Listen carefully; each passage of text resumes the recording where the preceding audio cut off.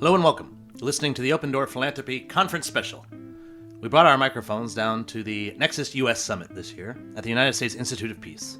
And in plain view of the Lincoln Memorial, over the course of 2 days, we conducted 10 interviews with a diverse array of conference delegates.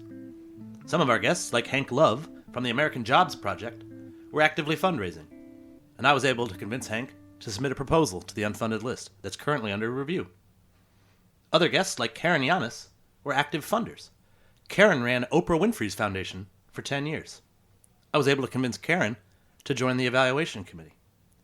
We had a bunch of other cool folks sit down with us who were a little bit harder to find. On a personal note, this was just an absolute blast for me. I got the chance to interview some of my favorite people in a beautiful setting. We had amazing conversations. I hope you'll listen and understand that these represent just a microcosm of my own participation in Nexus over the years. I've been attending this conference for almost 9 years now. Each conversation you listen to here, whether I've just met our guest or known them for years, is reminiscent of hundreds of conversations I've had in the halls of Nexus over the years. People ask me often how I've built such an impressive network. And I can tell you that it's because of conversations like these. At the very least, I think you'll find them entertaining. Please note that these were recorded live on site in a less than ideal acoustic circumstance. You can pretty much always hear me because I'm basically Shrek. But sometimes our guests are a little bit harder to hear. We'll do our best to make transcripts available since every word of these conversations were important and interesting. But for now, I hope you enjoy.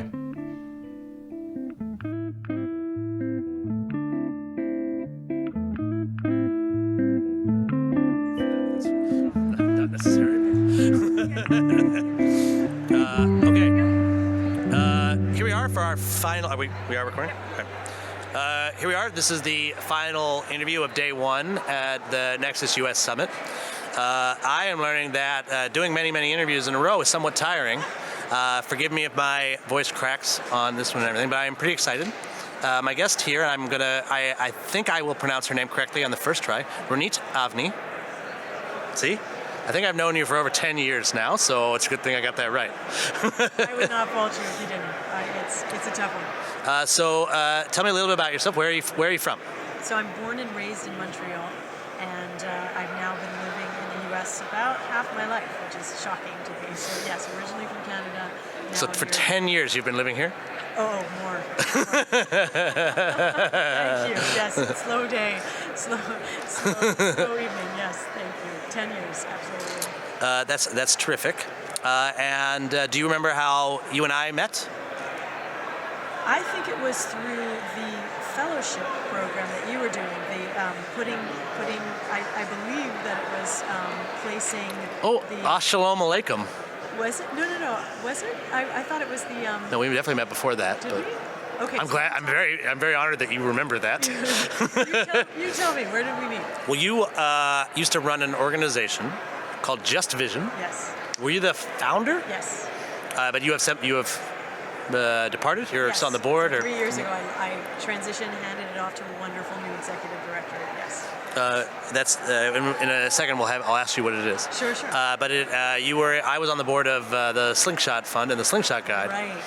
And Just Vision was featured in the guide. That's right. I can't remember if you ever got funded by us. I don't think so. I think we might have very early on. Oh, really? We might have. Yeah. Oh, terrific. It's possible that we did. Yeah. So the regular listeners to the program will know that the Slingshot Guide is a list of innovative Jewish programs or programs that affect Jewish life in North America. Right. That's right. We weren't a Jewish organization, but we did affect the community for sure. Yeah. Well, that was actually we had that conversation so many times there. What's a Jewish organization? I mean, not to get too spiritual about it, but if you love the neighbor, right? You're pretty Jewish, right? So, but I think it just goes to how you identify, right? And I think you're right. You were not a Jewish organization. Right. So, what is it that Just Vision did? Yeah. So and does they still do? Yeah. So they're still around. They're an organization that supports Palestinian and Israeli civilians who are working for freedom, human security, equality, and dignity using unarmed means. And so we did it through public education campaigns, through film, through media, and we worked in Palestinian society. We worked here in the United States and also with Israeli communities. And the way that we met specifically is that I go to temples sometimes, usually for cultural events. And there was a cultural event at 6th and I, which is the temple that I usually go to, and they showed either parts or perhaps the full version of Encounter Point. Now your memory is much better than mine. People are often surprised when they come out of the podcast because I do actually remember basically everything that happens to me. It's kind of a curse. That's amazing. But very useful in the fundraising and philanthropy world. That's great. I can assure you. But tell us about Encounter Point. That was one of my, I think, I've watched a lot of documentaries. Obviously, I work in the social sector, so I like documentaries. Honestly, and I think absolute, and I don't even know if you had a hand in making it or if you just ran the organization or not. So this isn't me just blowing smoke. You can explain your role in a moment. That was one of the better documentaries I've ever seen. It's extremely powerful stuff, very, very powerful work on a, unfortunately, seemingly intractable issue. Tell us a little bit about Encounter Point. Sure. Yeah, it's over 10 years now. It came out in 2006. I directed it, and I was one of the producers. So you had a small role. To do with it, yeah. So it was a film. Throughout. I'll take a step back for a second and just say I started my career doing human rights work at the human rights organization Witness, and throughout my career, I've been struck by people who demonstrate incredible courage and resilience and an ethical compass no matter what circumstances they find themselves in. So even in a context of deep asymmetry, which is the context of Israel-Palestine, right, where there's deep inequality and an incredibly repressive environment, there were people who nevertheless were persevering and trying to change their circumstances and change their communities and move towards a different future. And so the film followed the stories of some of those individuals. We're all human, we're all flawed in different ways, right? But it was looking at what they went through and how they went about trying to push their communities despite loss, despite losing family members, or despite being imprisoned, and the difficulties that they faced. And so we followed protagonists over a couple of years. And yeah, the film came out in 2006, and it did a circuit, distribution circuit. So I'm glad you saw it. In particular, I remember and I don't remember his name, but you sort of followed two folks from both sides of the border there. And I remember in particular, I really, really liked that Palestinian dude.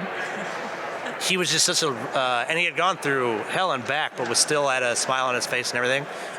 What is up with that guy? His name's Ali, and he is still trying to organize on the ground in Palestine, and he's fighting for ending the occupation. He's trying to fight for freedom in different ways, and it's very hard for people in the trenches in all kinds of ways, and so it has not been easy. I wish I could say that it was a straight shot to success. It was not. The other thing I would say is part of me was almost afraid to ask, but as a Jew, you can never be afraid to ask.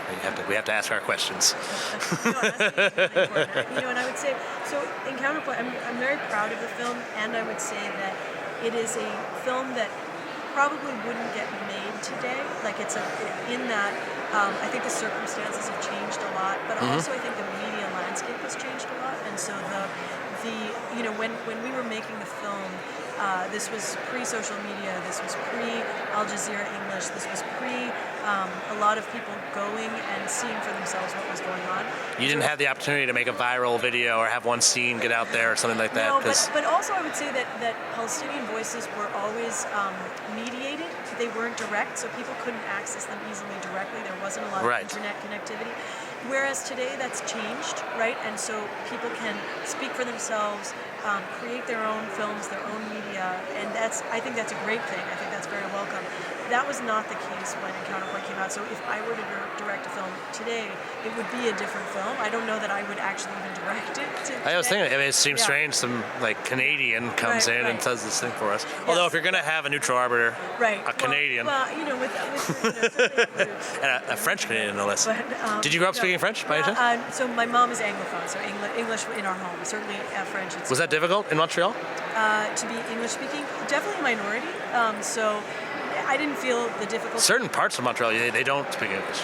Montreal's pretty good, but the rest of Quebec. I actually haven't. not I so haven't much. been in a long time. Yeah, no, Montreal's okay, but I did leave. So I left in '95 when we had our almost Brexit in '95. Quexit. Our Quexit. And My mother's a Canadian studies professor, Right, so I mean, I'm all up on this stuff. It's awesome. And so the Premier of Quebec did something that's not dissimilar to what we're hearing now among American politicians. Yeah, I remember which is that, yeah. He blamed money and the ethnics, and then specifically the Italians, the Greeks, and the Jews for the failure of the referendum.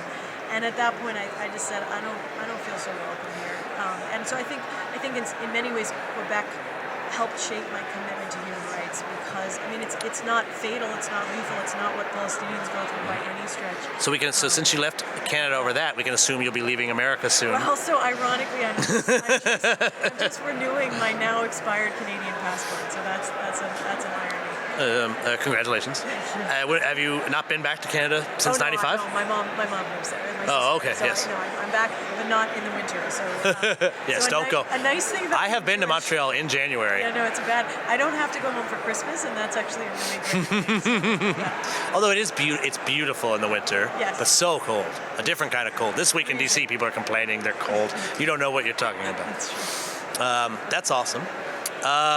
So what is it that what are you doing now? You don't run Just Vision anymore? No, so actually my work at Just Vision inspired an idea. It was spending time in a community in Palestine surrounded by the wall called Walajeh that led me to start thinking about communities that have connectivity but not necessarily mobility, and the kinds of what job opportunities are available in a situation where suddenly you've got connectivity all over the world, and where people could theoretically be working remotely on great jobs if they know how to find them and how to get them. So that's a long-winded way of saying that after... I've heard longer-winded. Very kind.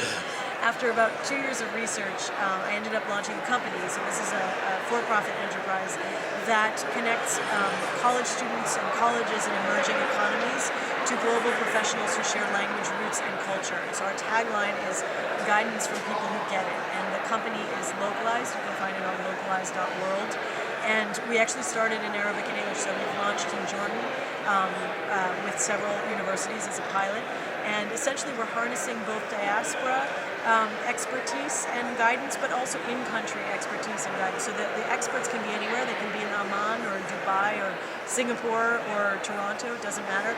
But the students are in schools that don't have career services or alumni services, or maybe they have them, but they're not very robust. And the students are looking for guidance from people who are in the jobs of the future, in the fields of the future, so that they can ask questions and learn about their options. Mm-hmm. And you said that was, so this is in some ways a continuation of the work you were doing before? I think for me, leveling the playing field is the through line, and connecting dots across unlikely constituencies. I'd say those are the two commonalities. So the film also inspired me to try something. You mentioned it earlier, and I'm not sure if I ever actually have talked about it on previous episodes.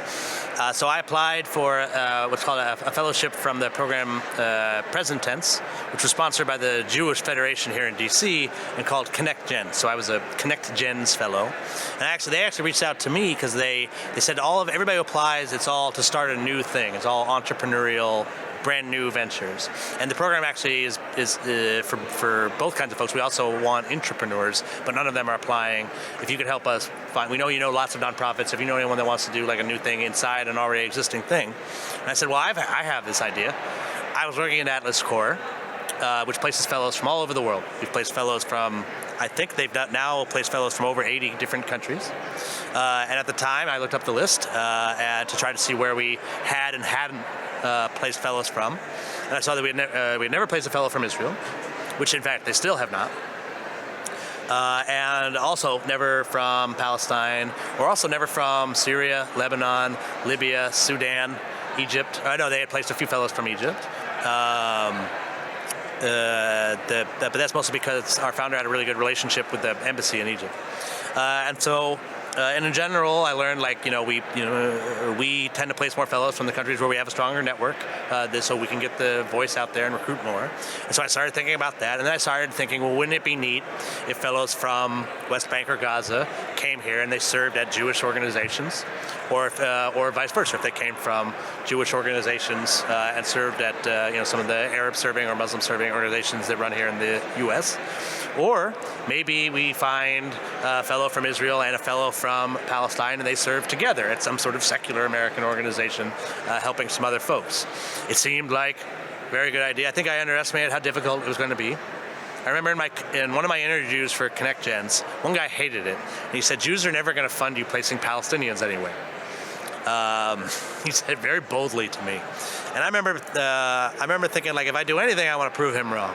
Which is basically the only success we ever had. So I did find a Jewish funder to place our first Palestinian fellow.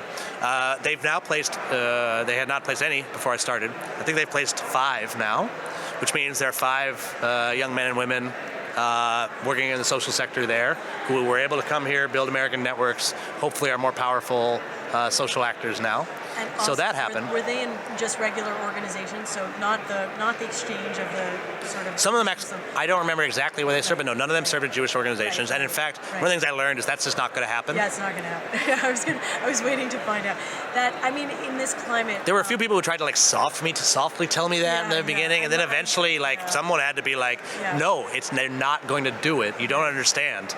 Right. So let me unpack that for a second because I think it's important because I think. So there is if you have a situation that's very asymmetric, unfortunately, I think the way that the world has looked at Palestine and Palestinians has often been in relation to Jews and Israelis and not on their own terms. Yes. And so it's often been that opportunity was contingent on cooperation. Yes. But you can go to this summer camp, but you have to like Jews. Right. And that's a fundamentally unfair. Yes, it is. And so there's a lot of good intention, right? A lot of people who mean very well, but these are people who there's a deep historic enmity. There's an occupation that's ongoing. There's deep asymmetry, and Palestinians don't. The landscape of human rights is so compromised because of what's going on that to then take somebody out of their environment, throw them into a situation where it's as though they're on equal footing, and then for them to have to go back home is really hard. And so there was an understandable backlash internally that said, you know what, we're not going to do what's called normalization. We're not going to normalize something that is fundamentally that word was explained to me. Uneven, and asymmetric and unfair. But people are very clear. It's not anti-Semitic. It's about the political asymmetries and the circumstances of inequality. And so I'm glad that they didn't end up getting placed, not because just federation, yes. Yeah, not because I don't think that rapprochement is possible. It is, but not in the not under the asymmetric terms that currently exist. So, but I'm glad that they got placed in we were able to place. It increased our recruiting network in there. The other thing I found out is it is not difficult for Israelis to come here and have those kind of opportunities. Correct. So they don't apply to a program like that. Yeah, they don't need it is a learning experience for me. I tried something, it didn't work. I think everybody's probably going to have to fail a few times before they come up with something that works. You know what I like that you did? I want to give you credit here because you're a learner and you're curious, and so and that's really important. And so many of us we get fossilized in our viewpoints, or we stop. And what I like is that you'll try something, and some ideas are stronger than others, and some attempts are better than others. But you're humble about the fact that you're going to learn, and I think it's great. Every day is a school day. Yeah, it's awesome. I think so. My parents were teachers, and I think that's a big part of it. I very much. If they taught me anything, they taught me how to learn and how you have to keep doing that. I'm actually surprised. I think there's a lot of people in the world who think that you go to school, and by the time you're finished with school, that's when you're done learning, and now you know everything, and you just go out into the world. Right. But it's not like that at all. It looks like Nexus is coming to a close. I just one more thing I'd like to talk to you about. Yeah. So we are the unfunded list is now a MacArthur Foundation funded program. Congrats. I was speaking to them for a while, and we finally got that grant. We spoke to Jeff earlier, and we're very excited about the possibilities there. During the 100 and Change program, I was looking over the review list, and I noticed that you are a reviewer for 100 and Change. And a pretty cool program, kind of up your alley. One, the Sesame Street program, to as I understand, is to develop a specific Sesame Street for Syrian children, right, with Syrian characters. And just to be clear, I was an early judge, so I did not review the finalists. So I was looking at, I was a judge in the first round of the stages. How did you come to be reviewing proposals for MacArthur? I think is my question. I have no idea how they found me. I really don't know. They reached out to you? They reached out to me. Yeah, to this day I have no idea how they found me. Yeah. Well, we'll find out for you. Yeah. Well, I mean, they have a lot of talented people there. They have funds, right? They did their research. You're out there, right? You were in the slingshot guy. That's probably where they found you. Well, you had made films that were in media and stuff, and they're on the pulse. But that's so they just reached out to you one day, said, "You want to review some proposals for us?" Yeah. And you said, "Just how did you enjoy the experience?" I did. I did. I think that Jeff and I were just talking about ways that I had some reflections about how if they do it again, they can make it even stronger. Mm-hmm. But I really enjoyed it. I enjoyed looking at the proposals. There were a lot of amazing ideas that came in. Some not so amazing, but enough that I was very excited by the possibilities. And there were some things that I was deeply moved by the imaginative possibilities in issues like renewable energy and in mental health related stuff. So I hope they keep going because there are a bunch of institutions out there doing some amazing work And I would say that they are also learners. Yeah. I'm not surprised to hear that he was interested to hear your thoughts on how to improve it. Yeah. There are funders out there that don't care about your thoughts on how to improve their funding. Yeah. And I tend to prefer the ones that do care. Absolutely. And actually, if they do it again, I hope that we get a chance to work with them. I think we could be giving feedback to a lot of these folks, right? I've seen the list of like 200 or so programs that got to the end. I mean, they're all fantastic. Yes. And there's not enough piles of $100 million lying around for all of them. Correct. But I do think, right, that there might be more. I mean, and MacArthur's trying, right? They're telling people about it. They're releasing the podcast interviews that they did and stuff, and trying to find some help for them. And I'm sure some of them are getting some funding. MacArthur has more than $100 million. Yes. But I really like that. I think it's a movement forward in philanthropy. I want to thank you for stopping by. Yeah. Thanks for coming to Nexus. Always a pleasure to see you. Pleasure to see you too.